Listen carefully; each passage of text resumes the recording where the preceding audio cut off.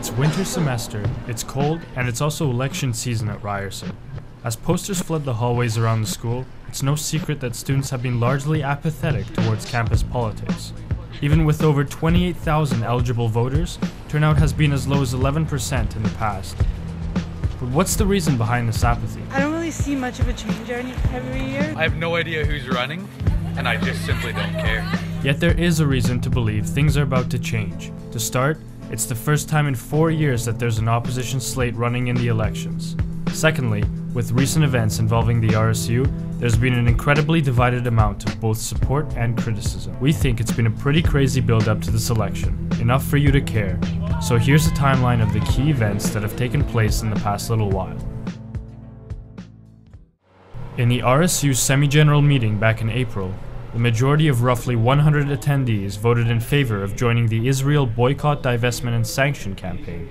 The campaign's purpose is to boycott products and companies that conduct business in or with Israel. The RSU was the 11th Canadian Student Union to do so. The motion caused major uproar in the room, with a large number of students walking out in protest. All those in favor of the motion? For all the Jews that stand with me, I am sorry, I am standing up for my dignity and my rights. Please. No, I am sorry. For all that stand with me, we all know the majority is not in favor. The people today are not in favor. The people today the people today stand by the oppression. The motion brought great opposition to the RSU, with many speaking out claiming their student union did not represent them well. As a result, a Facebook page named Drop RSU was formed to voice opposition to the union. One of their first posts read, "This page is for Ryerson students who are frustrated by the RSU's ridiculous use of our tuition money and their even more ridiculous political campaigns." Come the fall general meeting, a motion presented called for students to be given the choice to opt out of the RSU, but the chairperson shot down the motion because it violated RSU bylaws. Days after the meeting, members of the RSU set up tents in the freezing cold to protest rising tuition fees. This campaign, dubbed Freeze the Fees, was set up in front of Jorgensen Hall so that they could get the attention of administration who were walking to their offices. This is about us trying to be taken seriously by the university and let them know that what they're doing is not okay. We've also been getting a lot of support.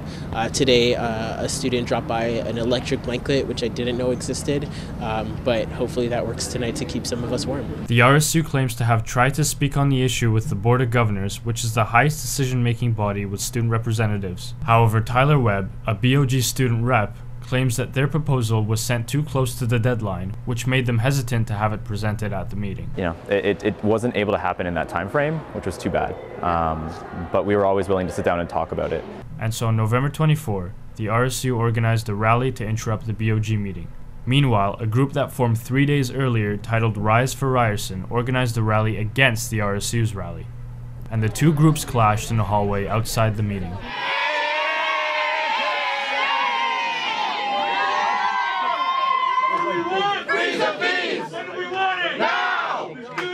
United will never be defeated. The students united will never be defeated. The students united. And as soon as the door opened, they flooded the room. Both sides presented their points and the meeting continued. In spite of all the ruckus, no actual change was made that day.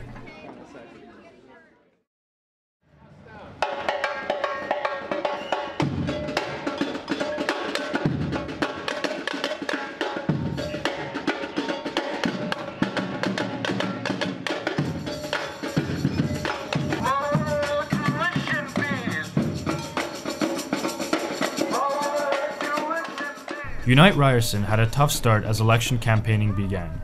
Their website, uniteryerson.ca, was bought by someone by the screen name Copy That, who changed it into a joke. The group was then forced to go around campus and change the URLs on all their posters. Shortly after, the candidate for VP Education, Zidan Mohammed, was criticized for controversial social media posts where he condoned the killings of 2 New York police officers. I would like to take this opportunity to publicly apologize for the comments I made on my personal account in reference to the killing of the 2 cops in New York City.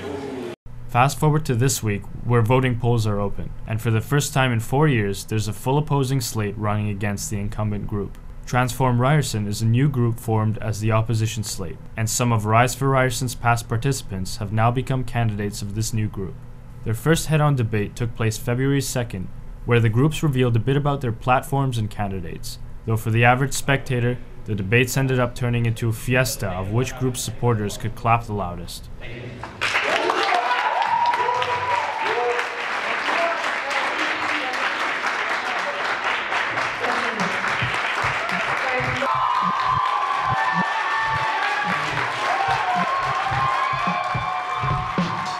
And now, the school waits to see who will be in charge of the RSU after this coming election. Ryerson continues to grow as a leading institution day by day. The students that go here are nothing less than extremely hardworking and innovative individuals, and they deserve a great university administration and a top-notch student union. So it's time to vote, and you can do so from February 9 to 11. The events that led up to this election have grasped the attention of an incredible amount of students who may not have been engaged in campus politics otherwise, which is why for once, if only once, students should care and go vote.